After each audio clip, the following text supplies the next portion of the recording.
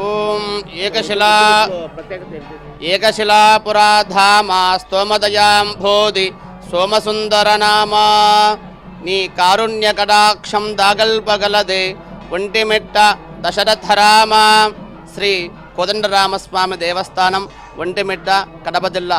శ్రీ కోదండరామస్వామి దేవస్థానం మహత్యం ఏమనగా, ఈ యొక్క ప్రాంతానంతా శృంగి మహర్షి, మృగుండ మహర్షి అనే దృశులు యజ్ఞయాగాది కార్యక్రమాలు జరుగుతూ ఉంటే ఈ యొక్క ప్రాంతాన ఉన్నటువంటి రాక్షసులంతా వచ్చి అడ్డగిస్తూ ఉన్నారన్నమాట.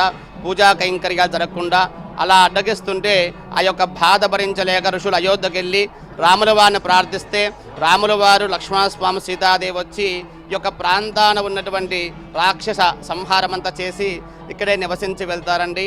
ఆ యొక్క ఋషులు మీరు ఇక్కడే ఉండండి స్వామిని ప్రార్థిస్తే నేను ఉండలేను, నా యొక్క స్వరూపంగా వెలుస్తా అని చెప్పి వారికి అభయం ఇచ్చి తిరిగి అయోధ్యకి వెళ్ళిపోతారు.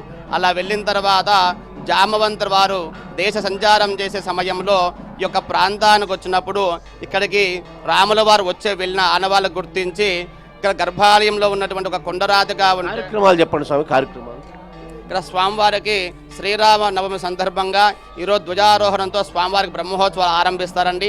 ఈరోజు నుంచి స్వామివారికి ఒక్కొక్క ఉత్సవంతో శేషవాహనం, హంసవాహనం, సింహవాహనం, హనుమంత వాహనం, గరుడ సేవతో స్వామివారికి బ్రహ్మోత్సవాలు ఆరంభించి విశేషంగా స్వామివారికి యావత్ ప్రపంచంలో జరిగేటువంటి బ్రహ్మోత్సవంలో కూడా ఎక్కడైనా శ్రీరామనవమి రోజు స్వామివారి కళ్యాణం చేస్తారు. ఇక్కడ విశేషం ఏమనగా స్వామివారి యొక్క కళ్యాణోత్సవం పౌర్ణమి రోజు జరుగుతూ ఉంటుందన్నమాట. ఇక్కడ మహావిష్ణువుకి లక్ష్మీదేవికి వివాహమైన సమయంలో ఒక ముక్కోటి దేవతలంతా వీక్షిస్తుంటే ఒక చంద్రువారు చూడలేకపోతారు. అలా చూడలేకపోతే మహావిష్ణువుని ప్రార్థిస్తే నేను నిండు పౌర్ణమి వేళలో నువ్వు సంతోషంగా ఉన్న సమయంలో ఒంటిమిట్ట క్షేత్రంలో నిండు పౌర్ణమి వేళలో కళ్యాణం చేసుకుంటా అని వరం ఇస్తారండి. ఆ వరం వేళకి ఇక్కడ స్వామివారి యొక్క కళ్యాణోత్సవం పౌర్ణమి వేళ జరుగుతుంటుంది.